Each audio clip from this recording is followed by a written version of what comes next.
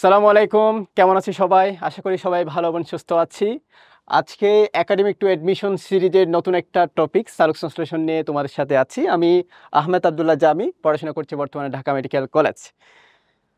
চলো আমরা দেরি না করে শুরু করে দিই। আজকের যে টপিক সালোক সংশ্লেষণ, এটা আমাদের বোটানির যে নবম চ্যাপ্টার, সেটা একটা খুব গুরুত্বপূর্ণ একটা অংশ, যেটা আমাদের একাডেমিকও খুব বেশি লাগে এবং আমাদের অ্যাডমিশনও কিন্তু এটা থেকে অনেক ধরনের কোয়েশন কিন্তু হতে পারে। এই যে সালোক সংশ্লেষণ, সেটা কিন্তু আমরা ক্লাস 6 থেকে কিন্তু পড়ে আসতেছি যে সালোক সংশ্লেষণ হচ্ছে কি উদ্ভিদের খাদ্য তৈরির একটা প্রক্রিয়া। এই সালোক সংশ্লেষণের ওয়ার্ডটার দিকে যদি আমরা দেখি, তাহলে এখানে এই যে শালক, শালক মানে হচ্ছে আলু, আর সংশ্লেষণ মানে কি তৈরি করা। অর্থাৎ আলুর উপস্থিতিতে কোনো কিছু কি করা, তৈরি করা। কি তৈরি করবে? শর্করা জাতীয় খাদ্য। অর্থাৎ উদ্ভিদ সূর্যালোকের উপস্থিতিতে ক্লোরোফিলের সহায়তায় কার্বন ডাইঅক্সাইড এবং পানিকে ব্যবহার করে শর্করা জাতীয় খাদ্য এবং উপজাত হিসেবে যে অক্সিজেন তৈরি করছে প্রক্রিয়াটা, সেই প্রক্রিয়াটাকে কিন্তু আমরা সালোক সংশ্লেষণ বলি। এটা আমরা সবাই জানি। তো এই সালোক সংশ্লেষণ প্রক্রিয়ার ক্ষেত্রে আমার কিন্তু কার্বন ডাইঅক্সাইড লাগবে, তারপর হচ্ছে আমাদের পানি লাগে, তারপর হচ্ছে সূর্যালোক এবং হচ্ছে ক্লোরোফিল, এগুলো লাগে। এখন আসি, এই যে তোমার প্রত্যেকটা ইনগ্রেডিয়েন্ট এখানে দেওয়া আছে, সেগুলো কেন লাগে, সেগুলো একটু আমাদের দরকার। যে কার্বন ডাইঅক্সাইড কেন লাগছে, ওয়াটার যেটা সেটা কেন লাগবে সালোক সংশ্লেষণ ক্ষেত্রে, সূর্যালোক কেন লাগবে, ক্লোরোফিল কেন লাগবে। এই যে কার্বন ডাইঅক্সাইড যেটা, সেটা হচ্ছে তোমার শর্করা জাতীয় যে খাদ্য সেটা তৈরি করবে। শর্করা জাতীয় খাদ্য তৈরির জন্যই মূলত হচ্ছে কার্বন ডাইঅক্সাইডটা লাগে। কারণ কারণ হচ্ছে তোমার শর্করা জাতীয় যে খাদ্য, মনে করো গ্লুকোজটা, এই গ্লুকোজটা হচ্ছে তোমার বেসিক্যালি হচ্ছে তোমার কার্বন দিয়ে গঠিত, যেটা হচ্ছে তোমার কার্বন ডাইঅক্সাইড থেকে কিন্তু আসতে হবে। তারপর হচ্ছে ওয়াটার যেটা, সেটা কেন লাগবে? সেটা লাগবে হচ্ছে তোমার যে রাসায়নিক শক্তি NADPH পজিটিভ, যেটা এই NADPH বা NADPH2 যেসব রাসায়নিক শক্তিগুলো দরকার তোমার ক্যালভিন চক্র পরিচালনার জন্য, সেইগুলো কিন্তু তোমার এই ওয়াটার থেকে কিন্তু আসবে, বা ওয়াটারটা সেগুলোর জন্য দরকার।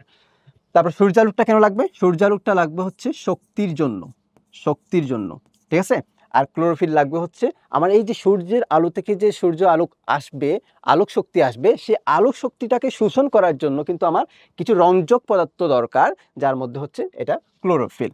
তাহলে যে আলোক শক্তিগুলোকে শোষণ করার জন্য, আলোক শক্তি শোষণ করার জন্য কিন্তু আমার এই যে রঞ্জক পদার্থ, আলোক শক্তি শোষণ করার জন্য আমার রঞ্জক পদার্থ ক্লোরোফিল কিন্তু দরকার।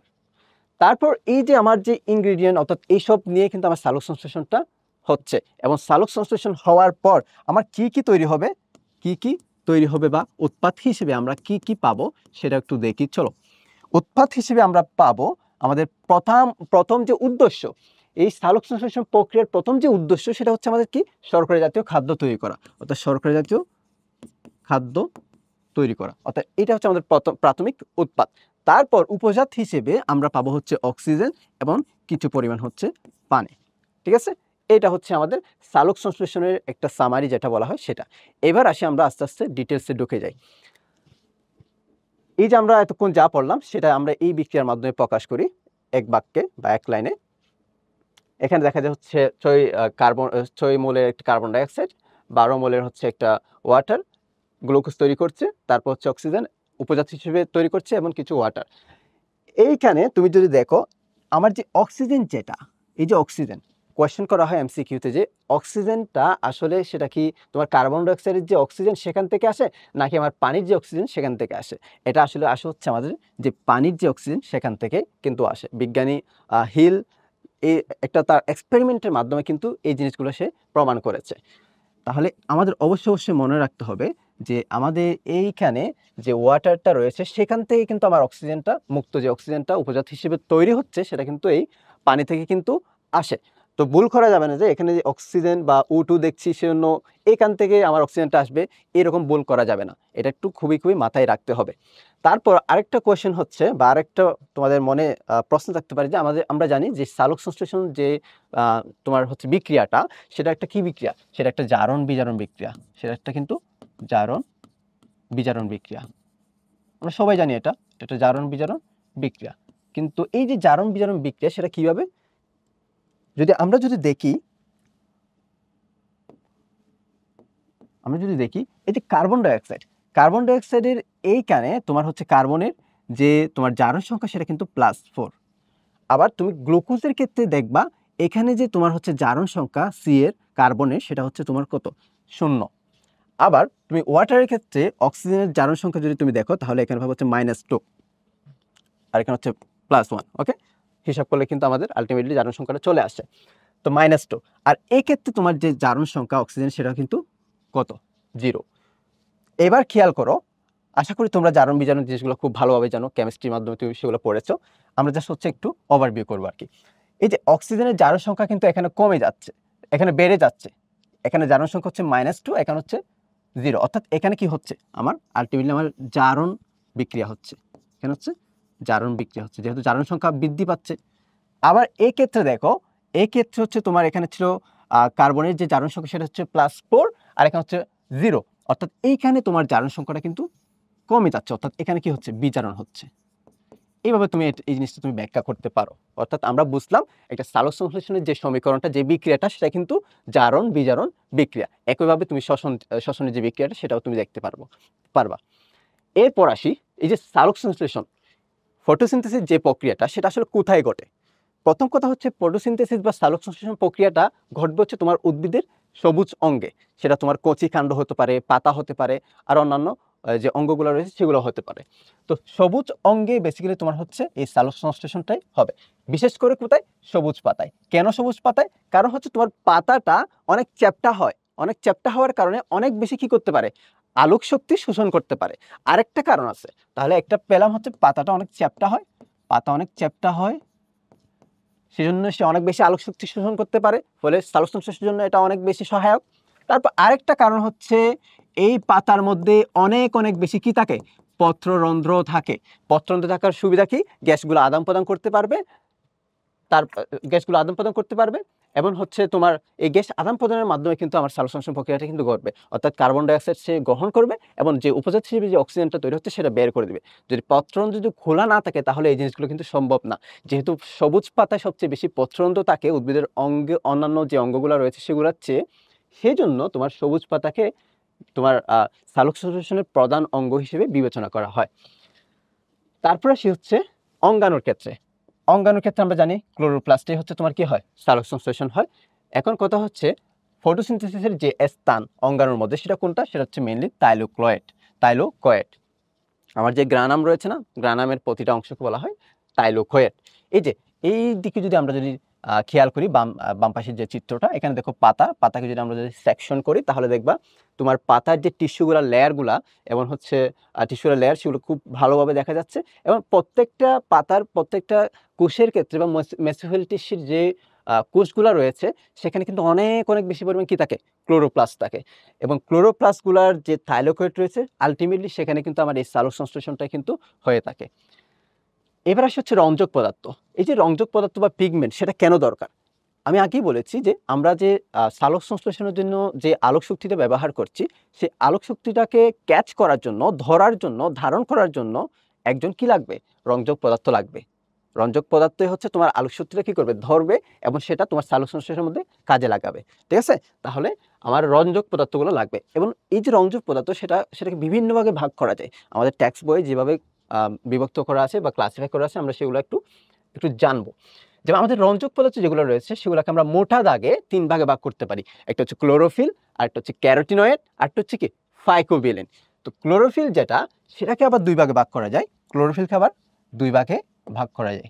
ক্লোরোফিলকে ২ ভাগে না, বলতে গেলে হচ্ছে তোমার ক্লোরোফিল তো অনেক ধরনের হতে পারে। বেসিক্যালি হচ্ছে আমাদের আমরা ২ প্রকার সম্পর্কে জানবো। যেহেতু আমাদের টেক্সট বই বা আমাদের যে ফটোসিনথেসিস যেটা ব্যাখ্যা করা আছে সেটার মধ্যে হচ্ছে উদ্ভিদের ক্ষেত্রে হচ্ছে আমার উচ্চ শ্রেণীর যে উদ্ভিদের ক্ষেত্রে হচ্ছে ক্লোরোফিল এ এবং ক্লোরোফিল বি হচ্ছে সবচেয়ে বেশি তোমার হচ্ছে রঞ্জক পদার্থের ক্ষেত্রে ভূমিকা রাখে।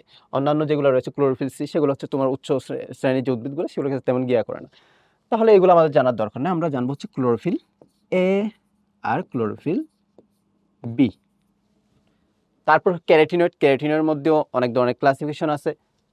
তার মধ্যে একটা হচ্ছে তোমার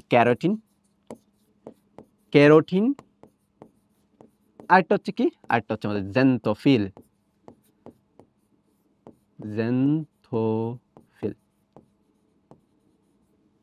তারপর হচ্ছে ফাইকোবিলিন। ফাইকোবিলিনকেও আবার ২ ভাগে ভাগ করা হয়। এটাও ২ প্রকার। একটা হচ্ছে তোমার ফাইকোসায়ানিন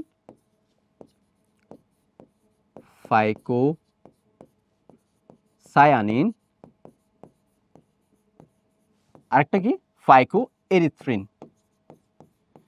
সায়ানিন শব্দের অর্থ মানে হচ্ছে তোমার নীল, নীল রং, হ্যাঁ, ফাইকো এরিথ্রিন। আর এরিথ্রিন হচ্ছে তোমার লাল রং, এরিথ্রিন, ঠিক আছে। এরিথ্রোসাইট পড়ি না আমরা, রেড ব্লাড সেলের অপর নাম কি এরিথ্রোসাইট। আমাদের যে তোমার হচ্ছে লাল রক্তকোষ যেটা রেড ব্লাড সেল আরবিসি, সেটাকে অন্য নাম কি এরিথ্রোসাইট। কারণ কি, কারণ এটা হচ্ছে এরিথ্রিন বা লাল কালারের হয়, সেজন্য এটাকে বলা হয় রেড ব্লাড সেল। আচ্ছা, এই যে ফাইকো এরিথ্রিন, তারপর হচ্ছে ফাইকোসায়ানিন, দুইটা কিন্তু ফাইকোবিলিন। তারপর হচ্ছে ক্যারোটিন, জ্যান্থোফিল, দুইটা হচ্ছে কি ক্যারোটিনয়েড। এবং ক্লোরোফিলের মধ্যে অনেক ধরনের প্রকারভেদ আছে, তার মধ্যে ক্লোরোফিল এ, ক্লোরোফিল বি অন্যতম। এবার আসি, এগুলোর প্রত্যেকটা কিন্তু কালার আছে, প্রত্যেকটা কিন্তু একটা নির্দিষ্ট কি আছে, কালার আছে। আমরা সেগুলোও জানবো, যে এগুলো মাঝে মধ্যে তোমার পরীক্ষার মধ্যে হালকা পাতলা দিয়ে দিতে পারে। যেমন ক্লোরোফিল এ যেটা, সেটা হচ্ছে তোমার ক্লোরোফিল যেটা, সেটা মূলত হচ্ছে তোমার সবুজ।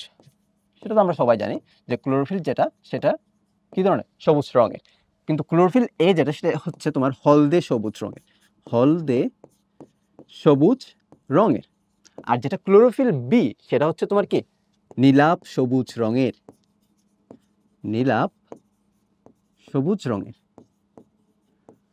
ঠিক আছে। একটা হচ্ছে হলদে সবুজ, আর একটা হচ্ছে নীলাভ সবুজ, দুইটা কিন্তু সবুজ, একটা হলদে একটা নীলাভ। এটা কিভাবে মনে রাখতে পারবা, এটা হচ্ছে এই যে বি দিয়ে তুমি মনে রাখবা হচ্ছে ব্লু, ব্লু মানে হচ্ছে কি নীল, নীলাভ সবুজ, বাকিটা হলদে সবুজ, এবার তুমি মনে রাখতে পারবা। তারপর আসে হচ্ছে তোমাদের ক্যারোটিনটা। ক্যারোটিন হচ্ছে তোমার কমলা, ক্যারোটিন তোমার কি কমলা রঙের। জ্যান্থোফিল হচ্ছে তোমার হলুদ রঙের, ক দিয়ে ক্যারোটিন, ক দিয়ে কমলা, এটা হচ্ছে তোমার কি হলুদ রঙের। আর ফাইকোসায়ানিন, সায়ানিন যেখানে দেখবে সেখানে বুঝতে পারবো ওই জিনিসটা আসলে নীল রঙের, হ্যাঁ। আর এরিথ্রিন মানে বুঝতে পারবো ওই জিনিসটা আসলে কি লাল রঙের। এগুলো একটু জেনে রাখবা। তারপর আরেকটা ইম্পর্ট্যান্ট বিষয় হচ্ছে, এই যে তোমার যে ক্লোরোফিল এ যেটা, সেটা হচ্ছে তোমার ক্লোরোফিল এ যেটা, সেটা হচ্ছে তোমার প্রধান রংযোগ পদার্থ, প্রধান রংযোগ পদার্থ, প্রধান রংযোগ পদার্থ বা মূল পিগমেন্ট, ঠিক আছে, বা মেইন পিগমেন্ট যেটাকে বলা হয় আর কি। তারপর ক্লোরোফিল বি থেকে শুরু করে তোমার হচ্ছে একদম বাকি যারা আছে, তারা হচ্ছে তোমার সহায়ক বা সহকারী, সহকারী বা সহায়ক রঞ্জক পদার্থ,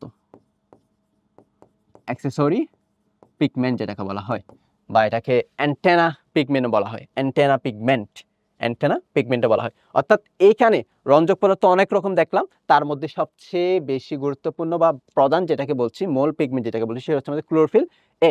এর একটু মাথায় রাখবো, এবং বাকি সবগুলো আশা করি আমাদের মাথায় থাকবে। এবার আসে হচ্ছে আলু। আমাদের যে সালোকসংশ্লেষণ যে প্রক্রিয়াটা, সেটার জন্য আমাদের রঞ্জক পদার্থ লাগছে, ক্লোরোফিল সহ অন্যান্য যেসব রঞ্জক পদার্থ, সেগুলো আমরা দেখলাম। এবার আলু লাগবে। এই আলু কেন লাগবে, যাতে হচ্ছে আলু থেকে আমরা আলোক শক্তিটা গ্রহণ করার মাধ্যমে আমরা সালোকসংশ্লেষণ প্রক্রিয়াটা যাতে কি করতে পারি, শুরু করে দিতে পারি। তো আলু বলতে হচ্ছে আলুর বর্ণালীর, আমার বিশেষ করে যে দৃশ্যমান আলু যেটা, সেটা কিন্তু এই সালোকসংশ্লেষণ প্রক্রিয়ায় কি হয়, তোমার ব্যবহৃত হয়, ঠিক আছে। আলুর দৃশ্যমান আলুটাই, আলোক বর্ণালীর যে দৃশ্যমান আলু রয়েছে, সেইটাই হচ্ছে আমার এই সালোকসংশ্লেষণ প্রক্রিয়ার মধ্যে ব্যবহৃত হয়। দৃশ্যমান আলোক বর্ণালীর যে রেঞ্জ তোমাদের বইয়ে দেওয়া আছে, সেটা হচ্ছে 390 থেকে 760 ন্যানোমিটার, এরকম একটা তোমার রেঞ্জ দেওয়া আছে। এটা তোমার ফিজিক্সে, কেমিস্ট্রিতে বিভিন্ন হালকা পাতলা বেরি করবে, কোনো সমস্যা নেই। তুমি বায়োলজির ক্ষেত্রে এই জিনিসটা মনে রাখবা একটু। তবে সবচেয়ে বেশি ইম্পর্টেন্ট হচ্ছে কোন ধরনের আলু, দৃশ্যমান আলু, ঠিক আছে। আচ্ছা, এই যে দৃশ্যমান আলু, দৃশ্যমান আলুকে আমরা মনে রাখার জন্য আমরা একটা ট্রিক শিখি, সেটা হচ্ছে বেনি আসহ কলা। এটা আমরা সবাই জানি, ঠিক আছে। ওকে, অর্থাৎ এই আলুগুলো হচ্ছে তোমার দৃশ্যমান আলুগুলার অন্তর্ভুক্ত, বেগুনি, নীল, তারপর হচ্ছে আসমানি, তারপর সবুজ, হলুদ, কমলা, লাল, এগুলা। এই ক্ষেত্রে তোমার সালোক সংশ্লেষণে সবচেয়ে বেশি ব্যবহৃত হয় কোন রঙের আলু, সেটা হচ্ছে তোমার বেগুনি, নীল এবং হচ্ছে কমলা, লাল। অর্থাৎ একদম শুরুর দিকের কম রেঞ্জের যে বেগুনি, নীল এবং শেষের দিকের যে বেশি রেঞ্জের যে কমলা এবং লাল কালারের যে আলুগুলো রয়েছে, সেগুলো হচ্ছে সবচেয়ে বেশি হচ্ছে তোমার সালোক সংশ্লেষণে ব্যবহৃত হয়। অর্থাৎ সালোক সংশ্লেষণে সবচেয়ে বেশি ব্যবহৃত হয় আলু হচ্ছে তোমার বেগুনি, নীল, বেগুনি, নীল,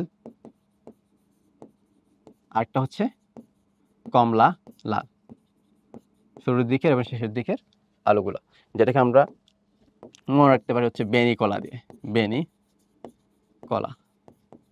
আচ্ছা, এবার দেখো সালোক সংশ্লেষণে সবচেয়ে বেশি ব্যবহৃত হচ্ছে তোমার লাল আলু। সবচেয়ে আচ্ছা, সালোক সংশ্লেষণ সবচেয়ে বেশি হয় হচ্ছে লাল আলুতে। লাল আলুতে সবচেয়ে বেশি হবে। তারপর হচ্ছে কম হবে কোথায়? কম হবে হচ্ছে আমার সবুজ আলুতে। কারণ হচ্ছে তোমার সবুজ আলুটা তোমার বেশিরভাগ অংশ হচ্ছে কি হয়ে যায়? প্রতিফলিত হয়ে যায়। সবুজ যে আলুগুলো সেগুলো বেশিরভাগই হচ্ছে তোমার কি হয়ে যায়? প্রতিফলিত হয়ে যায়। ফলেই কিন্তু আমাদের উদ্ভিদের যে পাতাটা সেটা আসলে সবুজ দেখা হচ্ছে এই কারণে। সবুজ আলুগুলো তারা শোষণ করতে পারে না, প্রতিফলিত হয়ে যায়। ফলে আমার তোমার পাতাটা সবুজ রঙের দেখা যায়। এবং এখানে দেখো মাঝখানের যেটা সেটা হচ্ছে সবুজ, এবং এই সবুজে তোমার হচ্ছে কি হবে? তোমার যে সালোক সংশ্লেষণ যেটা সেটা হচ্ছে একটু কম হবে। দেখো এখানে বায়ুমণ্ডলে হচ্ছে তোমার সূর্য আলোর যে আলোটা হচ্ছে তোমার পাতার মধ্যে পৃথিবীতে আসে, তার হচ্ছে 12% হচ্ছে কোথায় জায়গা? বায়ুমণ্ডলে চলে যাবে, এবং হচ্ছে বায়ুমণ্ডলে যাবে, তারপর 5% ভূগর্ভে প্রতিসরিত হয়ে যাবে। তারপর হচ্ছে 83% হচ্ছে তোমার ক্লোরোপ্লাস্ট দ্বারা কি হবে? শোষিত হবে। এবং যে 83% শোষিত হচ্ছে তার থেকে মাত্র 0.5 থেকে 3.5% হচ্ছে তোমার সালোক সংশ্লেষণে ব্যবহৃত হচ্ছে। অর্থাৎ খুবই অল্প পরিমাণ আলু হচ্ছে তোমার সালোক সংশ্লেষণে ব্যবহৃত হচ্ছে। যে 83% যেটা ক্লোরোপ্লাস্ট শোষণ করছে তার মাত্র 0.5 থেকে 3.5% সেটা প্রকৃতপক্ষে সালোক সংশ্লেষণে কি হচ্ছে? ব্যবহৃত হচ্ছে। তাহলে আমাদের অবশ্যই জানা দরকার যে দৃশ্যমান আলু হচ্ছে তোমার সালোক সংশ্লেষণে ব্যবহৃত হয়, যেটা রেঞ্জ হচ্ছে 390 থেকে 760 ন্যানোমিটার। এবং কোথায় বেশি হয়, কোথায় কম হয়, এগুলো কিন্তু তোমার এমসিকিউর জন্য খুবই ইম্পর্টেন্ট। আচ্ছা, এবার চলো আমাদের পরবর্তী অংশে। তো সালোক সংশ্লেষণের যে কলা কৌশল সেটাকে সালোক সংশ্লেষণের যে প্রক্রিয়াটা সেটাকে আমরা 2টা পর্যায়ে ভাগ করতে পারি। একটা হচ্ছে আমাদের আলোক নির্ভর পর্যায় বা অধ্যায়, আরেকটা হচ্ছে আমাদের আলোক নিরপেক্ষ অধ্যায়, light dependent and light independent. আলোক নির্ভর যে অধ্যায়টা সেটা কোথায় হয়? সেটা হয় হচ্ছে আমাদের যে থাইলোকয়েড যেটা রয়েছে সেইখানে, থাইলোকয়েড। এবং আলোক নিরপেক্ষ যে অধ্যায় সেটা হয় হচ্ছে আমাদের ক্লোরোপ্লাস্টের যে স্ট্রোমা রয়েছে সেই স্ট্রোমায়। এই যে তোমার হচ্ছে এটা হচ্ছে তোমার স্ট্রোমা, যে আমাদের যে ম্যাট্রিক্স, যেটা ক্লোরোপ্লাস্টের যেটা ম্যাট্রিক্স সেটাকে বলি আমরা স্ট্রোমা। এবং এই যে অংশটুকু দেখতে পাচ্ছ এটাকে বলা হয় গ্রানাম। আর গ্রানামের যে প্রত্যেকটা অংশ যেগুলো পয়সার মতো এইভাবে ছড়িয়ে একটার পর একটা অবস্থিত, সে প্রত্যেকটা অংশকে আমরা বলি হচ্ছে কি? সে প্রত্যেকটা অংশকে আমরা বলি হচ্ছে থাইলোকয়েড।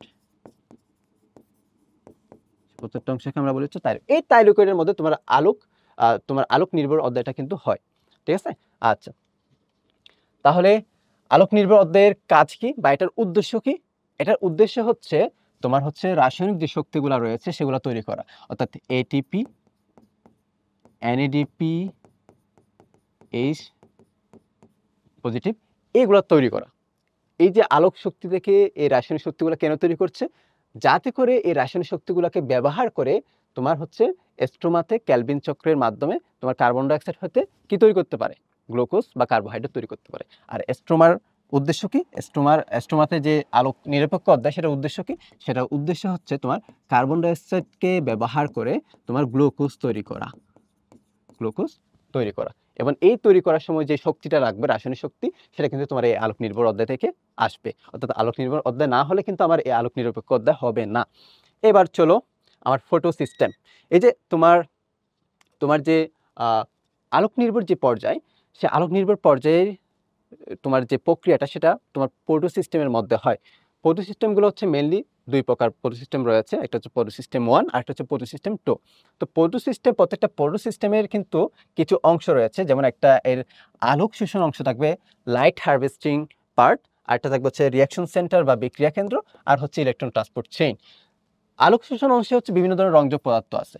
আমরা যে অনেকগুলো রংযোগ পদার্থ পড়লাম না, এগুলো তোমার আলোক শোষণ অংশে থাকবে। আর বিক্রিয়া কেন্দ্রে তোমার যে মূল যে পিগমেন্ট যেটা ক্লোরোফিল এ, সেটা তোমার হচ্ছে বিক্রিয়া কেন্দ্রে থাকবে। এবং ক্লোরোফিল বি থেকে শুরু করে ক্যারোটিনয়েড, তারপর হচ্ছে ফাইকোবিলিন, সব কিছু হচ্ছে তোমার এই আলোক অংশে থাকবে। আর শুধুমাত্র ক্লোরোফিল এটা হচ্ছে তোমার বিক্রিয়া কেন্দ্রে থাকবে। এবং বিক্রিয়া কেন্দ্রে আরেকটা অংশ থাকবে যেটাকে বলা হয় হচ্ছে প্রাথমিক ইলেকট্রন গ্রহিতা। অর্থাৎ তোমার এই যে ক্লোরোফিল A680 এবং ক্লোরোফিল A700 থেকে যখন হচ্ছে ইলেকট্রন বের হয়ে যাবে, তখন হচ্ছে এই প্রাথমিক ইলেকট্রন গ্রহিতা ওই ইলেকট্রনগুলো কি করবে? গ্রহণ করবে। তো ফটো সিস্টেম 1 এর ক্ষেত্রে এই প্রাথমিক যে ইলেকট্রন গ্রহিতা সেটা হচ্ছে তোমার কোনটা? 2 এর ক্ষেত্রে তোমার হচ্ছে এটা ফিওফাইটিন।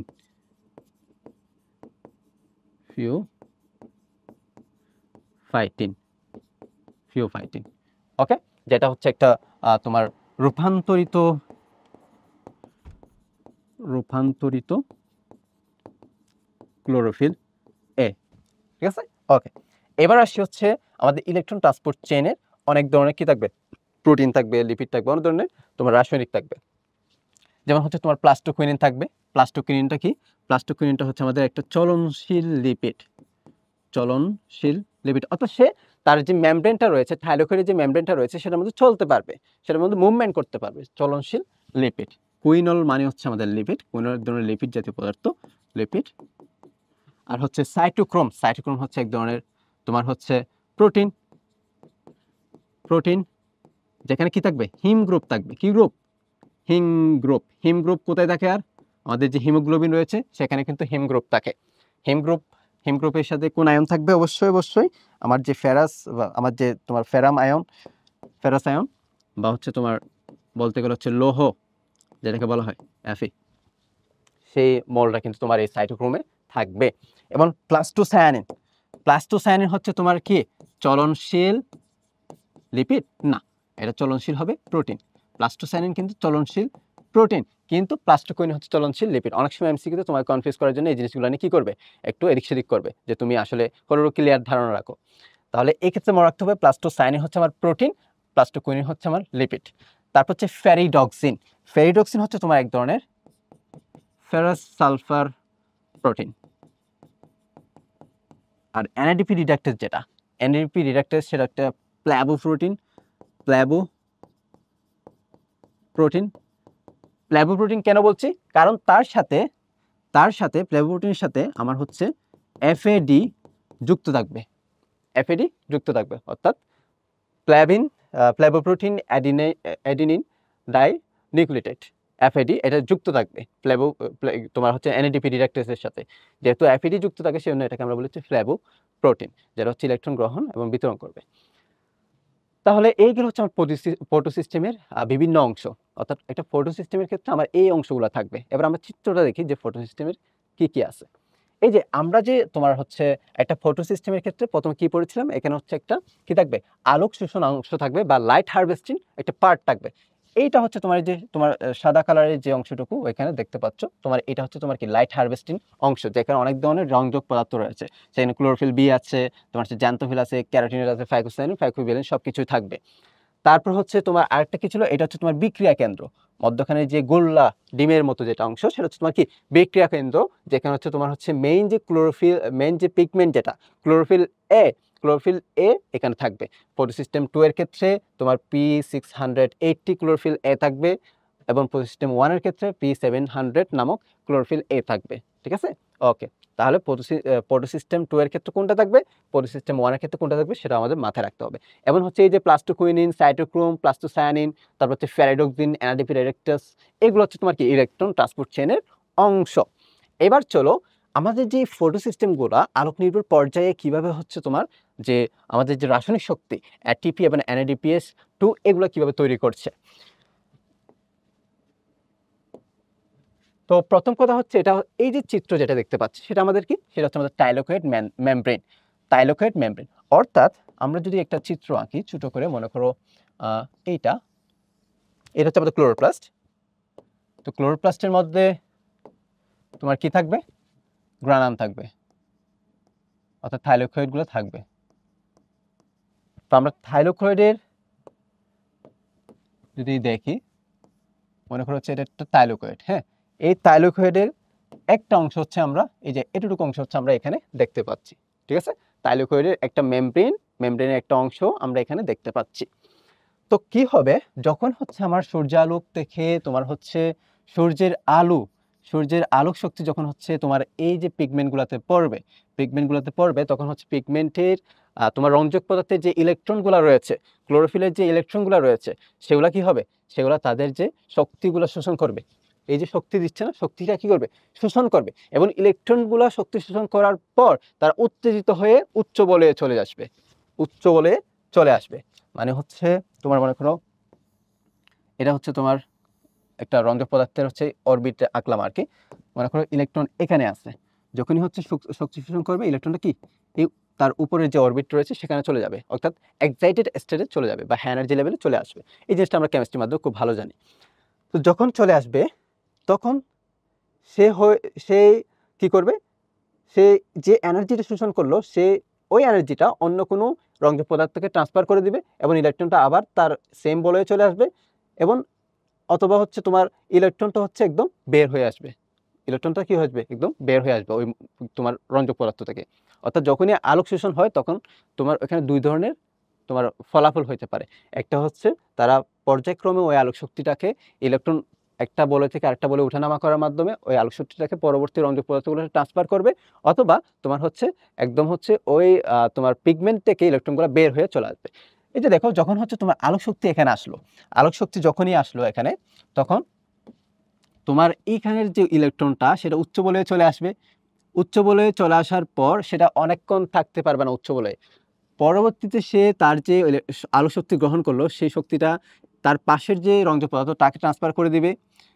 ট্রান্সফার করার পর এই যে তোমার পিগমেন্টটা এটার যে ইলেকট্রন সেটা আবার নিম্ন বলয়ে চলে আসবে। এটার ক্ষেত্রেও তোমার এটার অবস্থা হবে, অর্থাৎ পর্যায়ক্রমে দেখবা হচ্ছে তোমার আলোক শক্তিটা তারা একে অপরকে দিয়ে দিচ্ছে এবং তাদের ইলেকট্রনগুলো একবার নিম্ন বলয় থেকে উচ্চ বলয়ে যাচ্ছে, উচ্চ বলয় থেকে নিম্ন বলয়ে ফিরে আসতেছে। অর্থাৎ এইভাবে করে তারা এইখান থেকে আলোক শক্তিটা তারা এই পর্যন্ত নিয়ে আসে। নিয়ে আসার পর তা এই যে তোমার যে আলোক শক্তি যেটা সেটা হচ্ছে আসে হচ্ছে কোথায়, আমার যে মূল পিগমেন্ট যেটা ক্লোরোফিল এ সেখানে তোমার আলোক শক্তিটা চলে আসে। যখনই আলোক শক্তিটা তোমার হচ্ছে তোমার মূল পিগমেন্ট ক্লোরোফিল এ P680 এখানে যে তোমার ফটোসিস্টেম 2 এর ক্ষেত্রে, এটার ক্ষেত্রে যখন আলোক শক্তিটা চলে আসবে তখন হচ্ছে এখান থেকে তোমার হচ্ছে ইলেকট্রনগুলা কি হয়ে যাবে, ইলেকট্রনগুলা তোমার বের হয়ে কি হবে, তোমার এই যে প্রাথমিক যে ইলেকট্রন গ্রহীতা ফিওফাইটিন যেটা ছিল সেখানে চলে যাবে। দুইটা ইলেকট্রন বের হয়ে তোমার হচ্ছে ফিওফাইটিনে চলে যাবে। তাহলে হচ্ছে আমার এই যে বললাম যে আলোক শক্তি যখন গ্রহণ করে তখন ওই রঞ্জক পদার্থের দুইটা ফেট হইতে পারে, দুইটা ফলাফল হইতে পারে। হয় সে এনার্জিটা অন্য রঞ্জক পদার্থগুলোকে ট্রান্সফার করবে, না হয় তার থেকে দুইটা ইলেকট্রন বা একটা ইলেকট্রন সে কি করে দিবে, বের করে দিবে। এক্ষেত্রে তোমার হচ্ছে ট্রান্সফার করছে আর এক্ষেত্রে বের করে দিচ্ছে, ঠিক আছে এটা। তারপর এটার ক্ষেত্রেও সেম, এখান থেকে তোমার আলো আসবে, ট্রান্সফার হবে, তারপর এখানে আসবে, এখান থেকে একটা ইলেকট্রন, এখান থেকে একটা ইলেকট্রন, দুইটা ইলেকট্রন বের হয়ে তোমার কি কোথায় যাবে, প্রাথমিক ইলেকট্রন গ্রহীতার ক্ষেত্রে যাবে। প্রাথমিক ইলেকট্রন গ্রহীতার ক্ষেত্রে গিয়ে সে কি বসে থাকবে, থাকবে না, থাকতে দিবে না। কারণ কি, কারণ হচ্ছে যখনই ফিওফাইটিনে গিয়ে তোমার ইলেকট্রনগুলো রিচ করবে তখন হচ্ছে তোমার এই যে তোমার প্লাস্টোকুইনিন যেটা সেটা সে বলবে হচ্ছে তুমি ইলেকট্রনগুলো নিয়ে বসে থাকতে পারবে না, ইলেকট্রনগুলো আমাকে দিয়ে ফেলতে হবে। কারণ কি, কারণ হচ্ছে এই যে প্লাস্টোকুইনিন যেটা সেটার যে তোমার ইলেকট্রন গ্রহণের যে শক্তি সেটা হচ্ছে তোমার এই ফিওফাইটিনের চেয়ে বেশি, সে কেড়ে নেওয়ার শক্তি তারটা বেশি। তাহলে সে ইলেকট্রনগুলো কি করবে, বলতে গেলে কেড়ে নিবে। এর মধ্যে তোমার এই যে P680 যেটা সেটা হচ্ছে তোমার অলরেডি হচ্ছে তোমার কি হয়ে যাবে, অনেক বেশি ইলেকট্রোনেগেটিভ হয়ে যাবে এবং এটা হচ্ছে সবচেয়ে শক্তিশালী অক্সিড্যান্ট।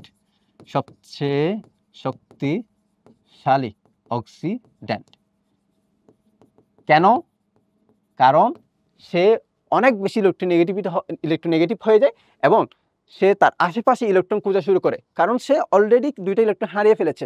সে আশেপাশে ইলেকট্রন খোঁজা শুরু করে, কার থেকে সে এখন ইলেকট্রনগুলো নিবে, সেই ইলেকট্রনগুলো নিবে হচ্ছে এখানে যে পানিগুলা থাকবে সেই পানিগুলা থেকে ইলেকট্রনগুলা সে নিবে। কিভাবে, পানিটাকে সে ভেঙে ফেলবে। অর্থাৎ এটার এত পাওয়ার যে এটা পানিগুলাকে কি করবে, ভেঙে ফেলবে, যাতে করে পানি থেকে ইলেকট্রনগুলো সে নিয়ে ফেলতে পারে। পানিটাকে ভেঙে সে তোমার হচ্ছে হাফ অক্সিজেন, 2 হাইড্রোজেন এবং হচ্ছে 2 ইলেকট্রন সে গ্রহণ করবে, ঠিক আছে। ওকে, এবার আসে আমাদের আগের অবস্থায় ফিরে আসি। আচ্ছা, এই যে পানি ভেঙে তোমার হচ্ছে তোমার অক্সিজেন তৈরি করছে, এই যে অক্সিজেন তৈরি করছে, পানি ভেঙে যে অক্সিজেন তৈরি করছে এটাকে আমরা বলি হচ্ছে ফটোলাইসিস। আলোক শক্তির উপস্থিতিতে ওয়াটারের যে স্প্লাইটিন সেটাকে আমরা বলি হচ্ছে ফটোলাইসিস। এবং এক্ষেত্রে তোমার ম্যাঙ্গানিজ এবং হচ্ছে ক্লোরাইড আয়ন হেল্প করে, ঠিক আছে। আয়নগুলোর নাম একটু মনে রাখবো। এবার আসে আমাদের আগের যে পড়াই। এবার প্লাস্টোকুইনিন থেকে তোমার ইলেকট্রনগুলো যাবে হচ্ছে সাইটোক্রোম F এ, তারপর সাইটোক্রোম থেকে তোমার ইলেকট্রনগুলো যাবে হচ্ছে প্লাস্টোসায়ানিন। অর্থাৎ এদের প্রত্যেকটা শক্তি তার আগেরটার চেয়ে অনেক বেশি বলে ইলেকট্রনগুলো তার পর্যায়ক্রমে নিজের দিকে টেনে নেয়।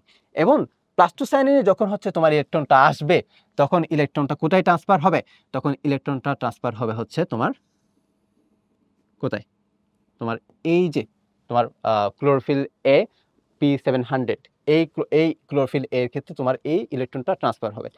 এর অলরেডি এখানে অলরেডি কি হয়ে গেল, এখানে অলরেডি কিন্তু দুইটা ইলেকট্রন চলে গেছে, এখানে অলরেডি দুইটা ইলেকট্রন চলে গেছে। কীভাবে? ওই সেম ভাবে আলোকশক্তি তুলা ট্রান্সফার হওয়ার পর এখানে যখন আসবে তখন দুইটা ইলেকট্রন চলে যাবে, এখানেও ইলেকট্রনের ঘাটতি হবে। এই ঘাটতিটা কীভাবে পূরণ করবে? এই ঘাটতিটা হচ্ছে এখানে যে দুইটা ইলেকট্রন ক্রমান্বয়ে প্রত্যেকটা পর্যায়ে আসতেছে, সেই ইলেকট্রন দুইটাই কিন্তু এই P700 এর ঘাটতিটা কি করবে? পূরণ করবে। কিন্তু এখানে যে ঘাটতি ছিল সেটা পূরণ কে করেছিল?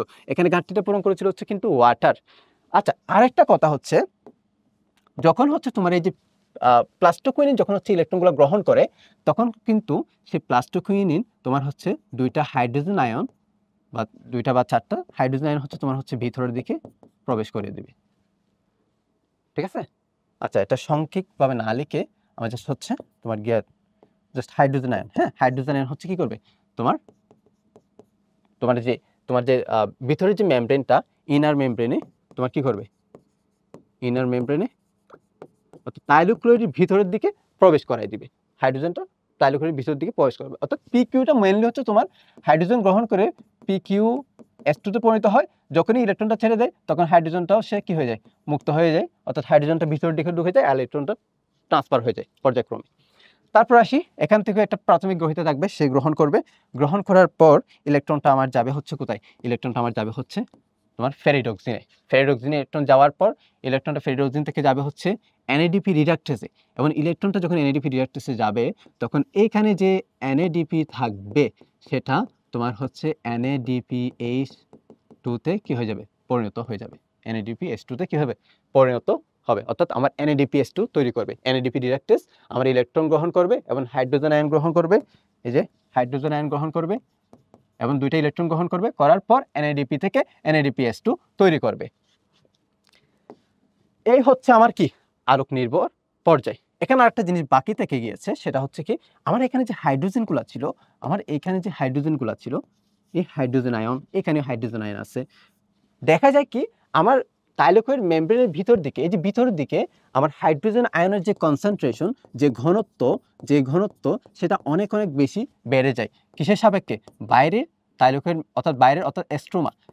এই জায়গা হচ্ছে কি? এস্ট্রোমা। এই জায়গা হচ্ছে তোমার কি? এস্ট্রোমা। বাইরের এই জায়গা হচ্ছে তোমার কি? এস্ট্রোমা। এই এস্ট্রোমাতে তোমার হাইড্রোজেন আয়নের ঘনত্ব যেটা, সেটা অনেক বেশি কমে যায়। অর্থাৎ এখানে একটা ইলেকট্রোনেগেটিভ ফোর্স কিন্তু তৈরি হয়ে যায়, এবং তৈরি হওয়ার কারণে তোমার হাইড্রোজেন আয়নগুলা কিন্তু এই যে বেশি যে এখানে হাইড্রোজেন আয়ন রয়েছে তোমার হচ্ছে থাইলোক্লোরিডের ভিতরে, সেখান থেকে তোমার হাইড্রোজেন আয়নগুলা তোমার এই যে এটিপি সিনথেস রয়েছে, সেই এটিপি সিনথেসের মাধ্যমে সেগুলো বের হওয়ার চেষ্টা করবে। এবং যখনই বের হওয়ার চেষ্টা করবে তখন এখানে কি হবে? এনার্জি তোমার হচ্ছে এটা, এই যে এটিপি সিনথেস, সেটা একটা ফোর্স অনুভব করবে, যেটা হচ্ছে তোমার কি করবে? আলটিমেটলি আমার এই ফোর্সের মাধ্যমে তোমার আলটিমেটলি আমার এডিপি এবং একটা ইনঅর্গানিক ফসফেট মিলে তোমার কি তৈরি করবে? এটিপি তৈরি করবে। ঠিক আছে? তাহলে এটিপি যে তৈরি হচ্ছে সেটা মেইনলি কিসের কারণে? এই যে তোমার এই যে ইলেকট্রন ট্রান্সপোর্টের সময় যে হাইড্রোজেনটা ভিতরে ঢুকছে এবং পানির স্প্লিটিংয়ের সময় যে হাইড্রোজেনটা তৈরি হচ্ছে, সেগুলোর কারণে। ঠিক আছে? আর হচ্ছে তোমার ইলেকট্রনটা মেইনলি হচ্ছে তোমার ওই NADPH2 টা তৈরি করছে। ঠিক আছে? ওকে। তাহলে এই যে তোমার যে এডিপি থেকে যে এটিপি তৈরি হচ্ছে, সেটাকে আমরা বলি কি? ফসফোরাইলেশন। এবং যেহেতু এটা সূর্যালোকের উপস্থিত হচ্ছে, তাহলে এটা হচ্ছে আমাদের ফসফোরাইলেশন। এই যে ফসফোরাইলেশন,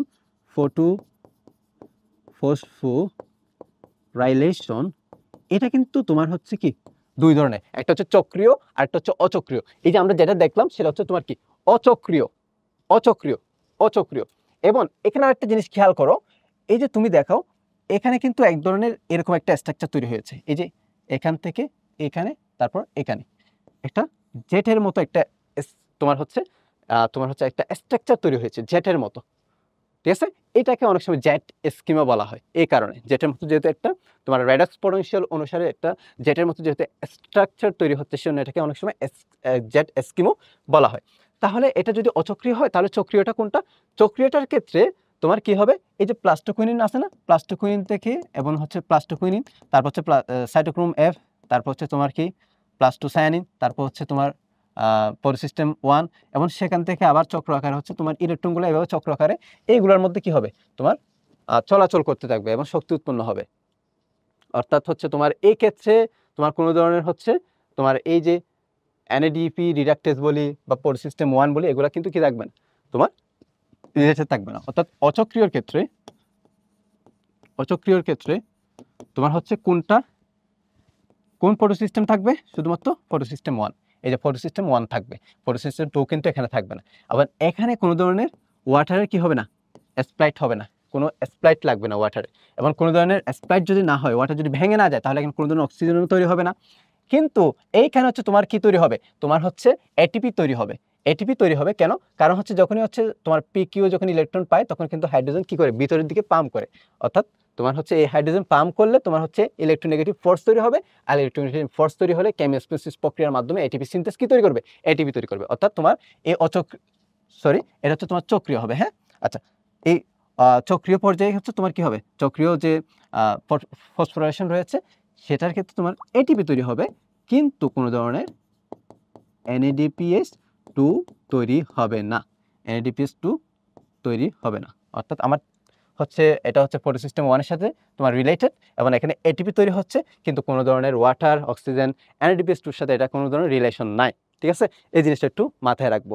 আচ্ছা, তাহলে এখানে গেলো আমাদের চক্রীয় এবং অচক্রীয় ফটোফসফোরাইলেশন, অর্থাৎ আলোক নির্ভর যে পর্যায়টা ছিল, যেটা থাইলাকয়েডে ঘটে, সেই জিনিসটা আমরা এখানেই শেষ করতে পারি। এরপর আসি হচ্ছে আমাদের পার্থক্যটা দেখো ফটোসিস্টেম 1 এবং ফটোসিস্টেম 2 এর ক্ষেত্রে। সেম জিনিস যে তোমার অবস্থানটা কোন দিকে, থাইলাকয়েডের বাইরের পর্দার দিকে থাকবে আর একটু ভিতরের পর্দার দিকে থাকবে, যেটা হচ্ছে ফটোসিস্টেম 2। তারপর হচ্ছে বিক্রিয়া কেন্দ্রে ক্লোরোফিল 70 থাকে, আর এখানে হচ্ছে 7 ক্লোরোফিল S680 থাকবে। তারপর এটা কিন্তু তোমার ফটোসিস্টেম 1 যেটা, সেটা চক্রীয় এবং অচক্রীয় দুইটার ক্ষেত্রে থাকবে, কিন্তু শুধুমাত্র অচক্রীয়ের ক্ষেত্রে থাকবে হচ্ছে ফটোসিস্টেম 2, বা ফটোসিস্টেম 2টা শুধুমাত্র অচক্রীয়ের ক্ষেত্রেই থাকবে। তারপর হচ্ছে বেশি পরিমাণে ক্লোরোফিল কে ধারণ করে, তোমার ফটোসিস্টেম 1, এগুলো একটু খেয়াল রাখবা, কারণ এগুলো অনেক বেশি কনফিউজিং।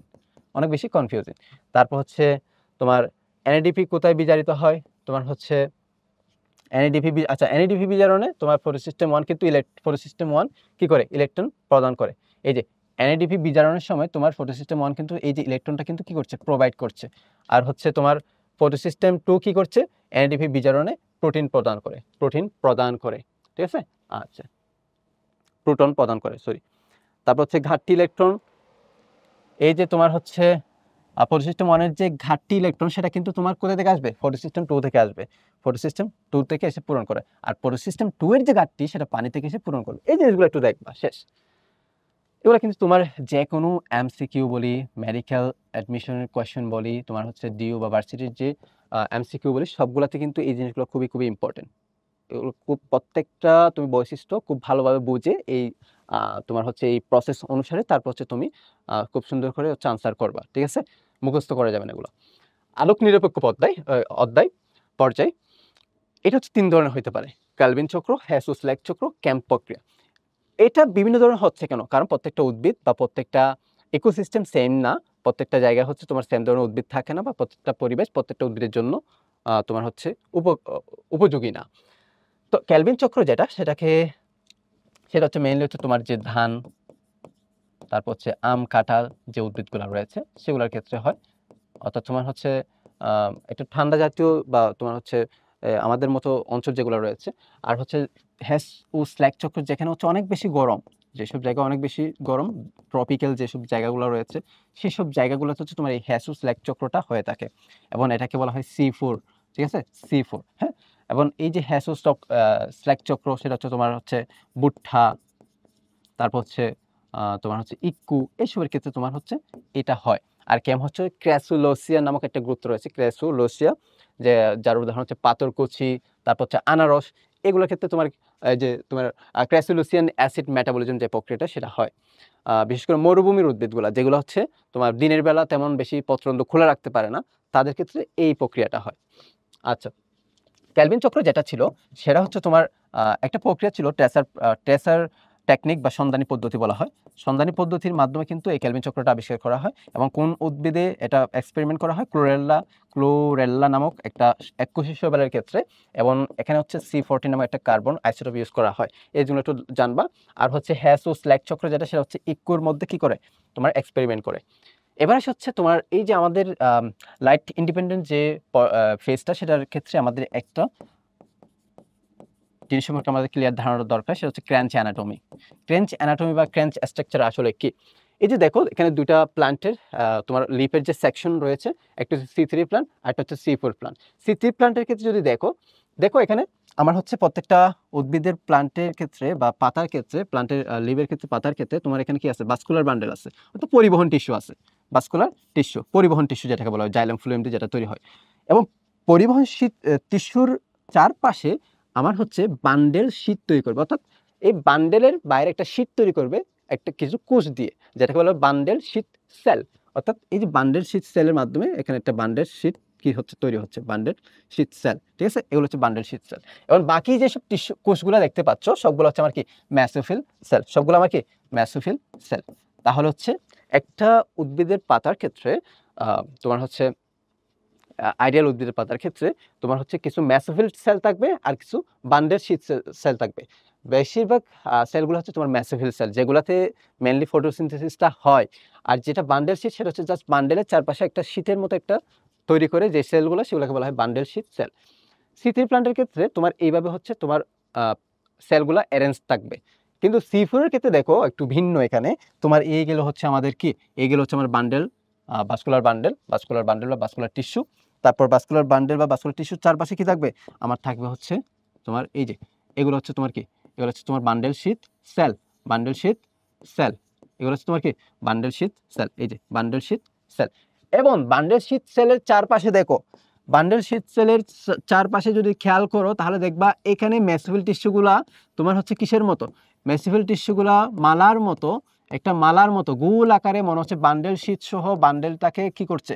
ভাস্কুলার বান্ডেলটাকে ঘিরে রাখছে, ভাস্কুলার বান্ডেলটাকে ঘিরে রাখছে, একটা মালা পরিয়ে দিয়েছে এরকম মনে হচ্ছে। কিসের মতো?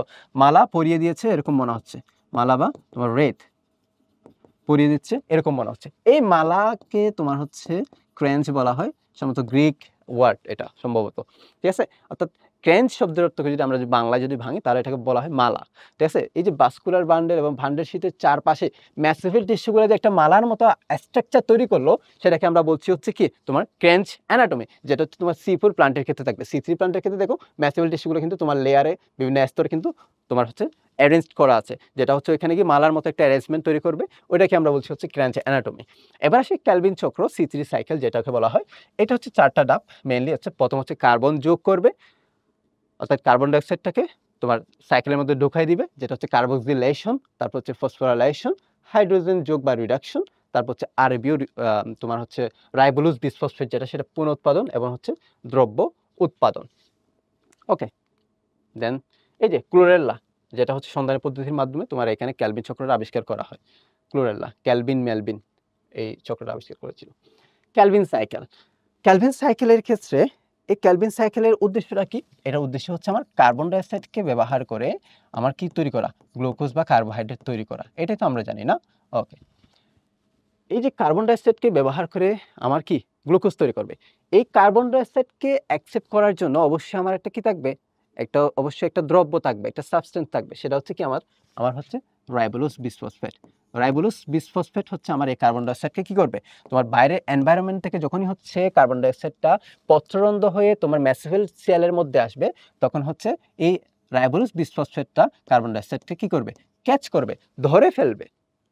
রাইবোলোস বিসফসফেট সে সে ধরবে না, ধরবে হচ্ছে আরেকজন, একটা এনজাইম। অর্থাৎ যে এনজাইমটা রয়েছে সেই এনজাইমটা হচ্ছে কার্বন ডাইঅক্সাইডটাকে তোমার এই রাইবোলোস বিসফসফেটের সাথে কি করে দিবে? বন্ধন তৈরি করে দিবে, বিক্রিয়া করে দিবে, ঠিক আছে? যে এনজাইমের কথা বলছি সেই এনজাইমের নাম হচ্ছে, আমরা সবাই না জানলেও এখন থেকে জানা উচিত, সেটা হচ্ছে রবিস্কো। রবিস্কো, রবিস্কো কি? রবিস্কো হচ্ছে খুবই একটা চমৎকার এনজাইম। রবিস্কো, রুবিস্কো, আর ইউবিপি স্কো। এই রুবিস্কোর পূর্ণরূপ কি? পূর্ণরূপ হচ্ছে আমার রাইবোলোস বিসফসফেট, তারপর হচ্ছে কার্বক্সিলেস, কার্বক্সিলেস অক্সিজেনাস, অক্সিজেনাস। এই যে কার্বক্সিলেস, এই যে আমার যে কার্বক্সিলেস, কার্বক্সিলেস অক্সিজেনাস, নাম দেখে বুঝতে পারি এটা একই সাথে এই এনজাইমটা একই সাথে রাইবোলোস বিসফসফেট বিসফসফেটকে রাইবোজ বিসফসফেটে কার্বক্সিলেশনও করতে পারে, অক্সিজেনেশনও করতে পারে। অর্থাৎ এই এনজাইমটা আরইউবিপি কে কার্বন ডাই অক্সাইডের সাথে যুক্ত করতেও পারে, অক্সিজেনের সাথেও কি করতে পারে, যুক্ত করতে পারে। অর্থাৎ তোমার হচ্ছে তোমার এই রুবিস্কো এনজাইমটা তোমার কার্বন ডাই অক্সাইডটাকে তোমার রাইবোজ বিসফসফেটের সাথে যুক্ত করতে পারে, অথবা অক্সিজেনটাকেও তোমার রাইবোজ বিসফসফেটের সাথে যুক্ত করতে পারে। তো এখন কথা হচ্ছে কোনটাকে যুক্ত করবে, সেটা সেই রুবিস্কো কি কার্বন ডাই অক্সাইডকে যুক্ত করাবে নাকি হচ্ছে অক্সিজেনকে যুক্ত করাবে, এটা তোমার নির্ভর করবে পরিবেশের উপর। পরিবেশে যদি হচ্ছে তোমার মেসোফিল সেলে যদি কার্বন ডাই অক্সাইডের পরিমাণ যদি বেশি হয়, মেসোফিল সেলে যদি কার্বন ডাই অক্সাইডের পরিমাণ যদি বেশি হয়, তখন হচ্ছে সে কার্বন ডাই অক্সাইডকে আরইউবিপির সাথে কি করে দিবে, অর্থাৎ রাইবোজ বিসফসফেটের সাথে যুক্ত করে দিবে।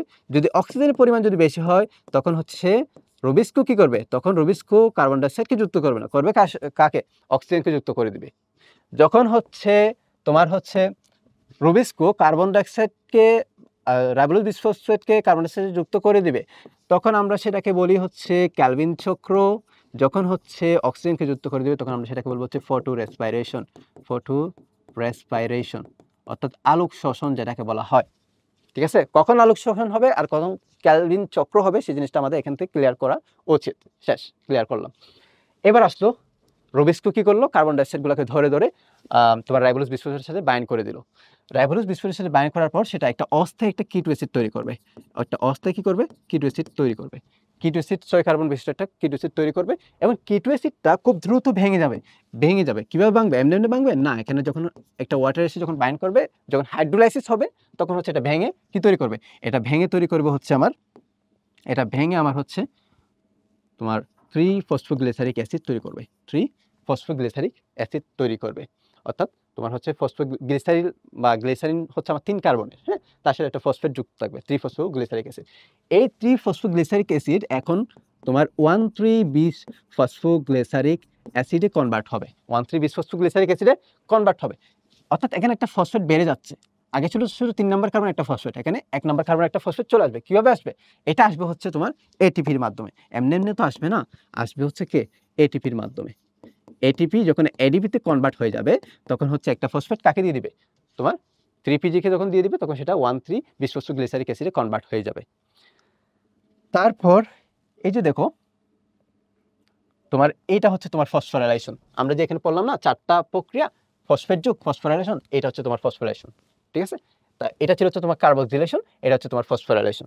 এবার আসো 1,3-বিস-ফসফোগ্লিসারিক অ্যাসিডটা তোমার হচ্ছে ডিহাইড্রোজেনেস এনজাইমের মাধ্যমে ডিহাইড্রোজেনেশন হওয়ার পর বা তোমার জারণ হওয়ার পর তোমার হচ্ছে এটা G3P-তে কনভার্ট হয়ে যাবে, গ্লিসারলডিহাইড 3 ফসফেটে কি হয়ে যাবে, কনভার্ট হয়ে যাবে। অর্থাৎ সে আবার একটা কি ফসফেট হারায় ফেলবে। কিভাবে হারাবে, সেমনি হারাবে না, এটা হারাবে হচ্ছে তোমার এই যে NADPH2 আমরা তৈরি করেছিলাম না আলোক নির্ভর পর্যায়ে, সেই NADPH2 তোমার হচ্ছে NADP-তে কি হয়ে যাবে, কনভার্ট হয়ে যাবে। অর্থাৎ একটা ফসফেট এবং একটা হাইড্রোজেন হচ্ছে সে কি করবে, তোমার এখান থেকে চলে যাবে। তারপর যখন সে গ্লিসারলডিহাইড 3 ফসফেট তৈরি করবে, আচ্ছা এখানে যে বিক্রিয়াটা সেটা হচ্ছে ডিহাইড্রোজেনেশন বিক্রিয়া, অর্থাৎ এটা হচ্ছে একটা জারণ বিজারণ বিক্রিয়া। এখানে দেখো হচ্ছে তোমার 1,3-বিস-ফসফোগ্লিসারিক অ্যাসিড আছে, যেটা আছে সেটা হচ্ছে তোমার এখান থেকে হাইড্রোজেন গ্রহণ করে, এই যে NADPH2 যে হাইড্রোজেনগুলো, সেই হাইড্রোজেনগুলো এ গ্রহণ করে তোমার হচ্ছে গ্লিসারলডিহাইড 3 ফসফেটে কি হয়, কনভার্ট হয় এবং ফসফেটটা বের করে দেয়। এই যে হাইড্রোজেন গ্রহণ করছে, সবসময় মনে রাখবা জারণ মানে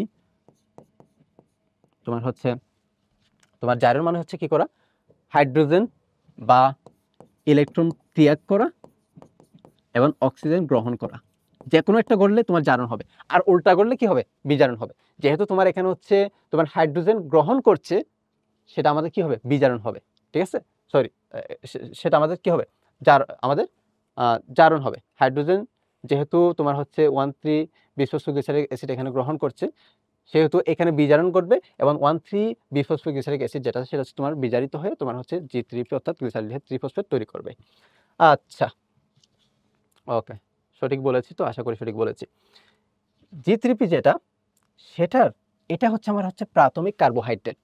কেন, কারণ এখান থেকে কিন্তু আলটিমেটলি আমার হচ্ছে গ্লুকোজ যেটা সেটা কিন্তু তৈরি হবে। গ্লিসারলডিহাইড 3 ফসফেট থেকে কিন্তু আলটিমেটলি আমার তোমার হচ্ছে গ্লুকোজটা তৈরি হবে। তো 2 অণু গ্লিসারলডিহাইড 3 ফসফেট মিলে আমার ফ্রুক্টোজ 1,6-বিসফসফেট তৈরি করে, এবং ফ্রুক্টোজ 1,6-বিসফসফেট তোমার হচ্ছে এই যে দেখো ফ্রুক্টোজ 1,6 বিসফসফেট থেকে কিন্তু আমাকে গ্লুকোজ তৈরি করতে হবে। ফ্রুক্টোজে কিন্তু 6 কার্বনে, গ্লুকোজও 6 কার্বনে। তাহলে অনেকটা আমরা কাছাকাছি চলে আসলাম। কিন্তু এখানে 2টা ফসফেট কিন্তু এখনো থেকে গেছে। এগুলো আমাদের কি করতে হবে? তোমাকে বের করে দিতে হবে। আস্তে, আস্তে বের করতে হবে। এই ফ্রুক্টোজ থেকে আমরা একটা ফসফেট বের করে ফ্রুক্টোজ 6 বিসফসফেটে কনভার্ট করব এবং ফ্রুক্টোজ বিসফসফেট বলা যাবে না, শুধু ফসফেটে কনভার্ট করব এবং সেটাকে আমরা আইসোমারাইজেশন মাধ্যমে ফ্রুক্টোজ 6 ফসফেটকে গ্লুকোজ 6 ফসফেটে কনভার্ট করব এবং এইখান থেকে আমরা গ্লুকোজ 1 ফসফেট এবং 1 ফসফেট থেকে আমরা আলটিমেটলি আমাদের যে গ্লুকোজ সেটা আমরা পেয়ে যাব এবং প্রাথমিকভাবে আমরা দুই ধরনের গ্লুকোজ পাবো। একটা হচ্ছে এডিপি গ্লুকোজ, অর্থাৎ যার সাথে এডিপি যুক্ত থাকবে, আর একটা হচ্ছে আমার ইউডিপি গ্লুকোজ। তো এডিপি গ্লুকোজ থেকে কি তৈরি হবে? মনে রাখবা স্টার্স, এই যে স্টার্সের মধ্যে কি আছে? এ আছে, স্টার্স দিয়ে তুমি মনে রাখবা। তারপর ইউ দিয়ে কি মনে রাখবা? এখান থেকে তৈরি হবে সুক্রোসে কি থাকে? ইউ আছে, ঠিক আছে? এবার মনে রাখবা, শেষ। তাহলে আমরা আমাদের যে কার্বোহাইড্রেট সেটা কিন্তু আমরা পেয়ে গেলাম, ঠিক আছে? এখন এই যে গ্লিসারল-ডি 3 ফসফেট থেকে কিছু অংশ কিন্তু তোমার হচ্ছে গ্লুকোজ তৈরি করলো, আর কিছু অংশ তোমার হচ্ছে এই যে রাইবোজ বিসফসফেট আছে না, সেটা তৈরি করবে। প্রথম হচ্ছে গ্লিসারল-ডি 3 ফসফেট থেকে প্রথম হচ্ছে তোমার হচ্ছে তৈরি হবে কি? প্রথমে তৈরি হবে হচ্ছে তোমার রাইবোজ 5 ফসফেট, অর্থাৎ রাইবোজ হচ্ছে একটা 5 কার্বন বিশিষ্ট তোমার হচ্ছে কি একটা কার্বোহাইড্রেট, তার হচ্ছে 5 নাম্বার কার্বন একটা কি হবে? ফসফেট এড হবে, ঠিক আছে? রাইবোজ 5 ফসফেট তৈরি হবে। যদিও এর মধ্যে বেশ কয়েকটা বিক্রিয়া রয়েছে, প্রথমে জাইলোলিজ তৈরি হয়, তারপর হচ্ছে রাইবোজ তৈরি হয়। তুমি এগুলা এড করতেও পারো, নাও করতে পারো। এখন হচ্ছে আমাদের যে কার্বোহাইড্রেট সেটা আমরা পেয়ে গেলাম, গ্লুকোজ পেয়ে গেলাম, অর্থাৎ আমাদের কেলভিন চক্রের উদ্দেশ্য, আমাদের যে মেন উদ্দেশ্য গ্লুকোজ তৈরি করা, সেটা কিন্তু আমরা পেয়ে গেলাম। এখন শুধু কি একবার গ্লুকোজ তৈরি করলে হয়ে যাবে? না, অবশ্যই আমাকে বারবার এই চক্রটাকে কি করতে হবে? আমার বারবার এই চক্রটাকে তোমার হচ্ছে চালাতে হবে। না হলে কিন্তু আমি কিন্তু গ্লুকোজ পাবো না। এবং এর জন্য আমার গ্লিসালডিহাইড 3 ফসফেটের কিছু অংশ তো আমার গ্লুকোজ তৈরি করে ফেললো, আর কিছু অংশ হচ্ছে আমার এই যে রাইবোজ বিসফসফেট যেটার মাধ্যমে কার্বন ডাইঅক্সাইড তোমার বাইন্ড করে তোমার এই চক্রটা চলছে, সেই রাইবোজ বিসফসফেট তৈরি করার জন্য কিছু গ্লিসালডিহাইড 3 ফসফেট তোমার ইউজ হবে। তাহলে কিছু গ্লিসালডিহাইড 3 ফসফেট থেকে তৈরি হবে হচ্ছে রাইবোজ তোমার হচ্ছে 5 ফসফেট, যেখান থেকে পরবর্তীতে আরেকটা ফসফেট যুক্ত হয়ে কাইনেস এনজাইমের মাধ্যমে, যত ধরনের ফসফেট ট্রান্সফার আছে সবগুলো কিন্তু কাইনেস এনজাইমের মাধ্যমে হয়, কাইনেস এনজাইম, ঠিক আছে? কাইনেস এনজাইমের মাধ্যমে তোমার হচ্ছে এই যে এটিপি থেকে তোমার কি তৈরি হবে? এটিপি তৈরি হবে, অর্থাৎ এখানে একটা ফসফেট এখানে ট্রান্সফার হয়ে যাবে কাইনেস এনজাইমের মাধ্যমে, ঠিক আছে? তাহলে আমরা কিন্তু এই চক্রটা আমরা কমপ্লিট করে ফেললাম। তাহলে এখানে যদি আমরা যদি একটু দেখি, তাহলে এতটুকু ছিল হচ্ছে আমাদের কি কার্বক্সিলেশন, অর্থাৎ কার্বন ডাইঅক্সাইড যোগ কার্বক্সিলেশন, আর এতটুকু ছিল হচ্ছে আমাদের এখানে ফসফোরাইলেশন ছিল, এবং হচ্ছে আমাদের কি রিডাকশন ছিল, অর্থাৎ বিজারণ ছিল। হ্যাঁ, বিজারণ ছিল। তারপর এটা হচ্ছে আমাদের পুনরুৎপাদন বা তোমার হচ্ছে রিজেনারেশন। হ্যাঁ, পুনরুৎপাদন। ওকে, কি পুনরুৎপাদন? আরইউবিপি বা রাইবোজ বিসফসফেট পুনরুৎপাদন, কার্বক্সিলেশন এবং তোমার হচ্ছে ফসফোরেশন। আচ্ছা, এগুলো যদি কমপ্লিটলি দেখি, অনেকে নাও বুঝতে পারো। ফসফোরাইলেশন অ্যান্ড রিডাকশন হচ্ছে, তারপর হচ্ছে কার্বক্সিলেশন হচ্ছে। ওকে, তাহলে আমরা পেয়ে গেলাম। এবার অনেক সময় একটা আমরা যে হচ্ছে টোটাল হচ্ছে 1 মোল যে কার্বন ডাইঅক্সাইড, 1 মোল যে গ্লুকোজ তৈরি করছি, সেটা কিন্তু তোমার একটা কার্বন ডাইঅক্সাইড থেকে কিন্তু তৈরি হচ্ছে না। সেটা তো এই যে 6 কার্বনেরটা যে গ্লুকোজ তৈরি করছে, সেটা কিন্তু তৈরি করতে আমার 6টা কার্বন ডাইঅক্সাইড কিন্তু লাগবে। আর 6টা কার্বন ডাইঅক্সাইড আমি তখন ইউজ করতে পারবো যখন কেলভিন চক্রটা 6 বার চলবে। অর্থাৎ 6 বার যখন কেলভিন চক্রটা তোমার হচ্ছে চলবে, তখন কিন্তু আমরা 1 মোল হিসাব মতো বা হিসাব অনুসারে হচ্ছে আমরা 1 মোল কি পাবো? তোমার কার্বোহাইড্রেট পাবো, বা 1 মোল হচ্ছে তোমার গ্লুকোজ পাবো, যখন হচ্ছে 6 বার তোমার কেলভিন সাইকেলটা চলবে, ঠিক আছে? আর 6 বার যদি কেলভিন সাইকেলটা চলে, দেখো তাহলে 6টা কার্বন ডাইঅক্সাইড যুক্ত হলো, কয়টা আরইউবিপি গ্রহণ করবে? এটাকে 6টা আরইউ রাইবোজ বিসফসফেট 6টা কার্বন ডাইঅক্সাইডকে গ্রহণ করলে 6টা কিটো অ্যাসিড তৈরি হবে। তারপর হচ্ছে 6টা কিটো অ্যাসিড থেকে যেহেতু এখানে 2টা তোমার হচ্ছে একটা কিটো অ্যাসিড থেকে যেহেতু 2টা 3 ফসফোগ্লিসারিক অ্যাসিড তৈরি হয়, তাহলে 6টা থেকে কয়টা? 12টা কি হবে? 12টা তোমার হচ্ছে 12টা, হ্যাঁ, 12টা তোমার হচ্ছে 3 ফসফোগ্লিসারিক অ্যাসিড তৈরি হবে। সেখান থেকে 12টা তোমার 1,3 বিসফসফোগ্লিসারিক অ্যাসিড তৈরি হবে, এবং 12টা তোমার হচ্ছে গ্লিসালডিহাইড 3 ফসফেট তৈরি হবে। গ্লিসালডিহাইড 3 ফসফেট এই যে তৈরি হলো 12টা, তার মধ্যে 2টা কি ফ্রুক্টোজ তৈরি করবে 6 কার্বনের, আর যে 10টা থাকবে, এই যে 3 কার্বনের যে 10টা গ্লিসালডিহাইড ত্রিফসফেট থাকবে, অর্থাৎ মোট 30 কার্বনের যে একটা তোমার হচ্ছে মাস থাকবে, সেটা হচ্ছে তোমার তোমার হচ্ছে 5 কার্বনের 6টি কি করবে, 5 কার্বনের 6টা রাইবোলুস 5 ফসফেট তৈরি করবে। হিসাব করলে দেখবা সবকিছু মিলে যাচ্ছে। এবং এইখানে যে তোমার হচ্ছে এটিপি থেকে এডিপি হচ্ছে, সেটাও অবশ্যই 12টা হবে, কারণ 12টা 3-ফসফোগ্লিসারিক অ্যাসিড থেকে যে তোমার 12টা কি তৈরি হবে, 12টা 1,3-বিসফসফোগ্লিসারিক তৈরি হবে। অবশ্যই এখানে 12টা এটিপি ইউজ হবে, আর এখানেও 12টা কি হবে, NADPH2 ইউজ হবে, 12টা NADP তৈরি করবে। এবং হচ্ছে তোমার এই ক্ষেত্রেও সেম, এই ক্ষেত্রেও 6টা থেকে তোমার 6টা এটিপি থেকে 6টা এডিপি তৈরি হবে, ঠিক আছে।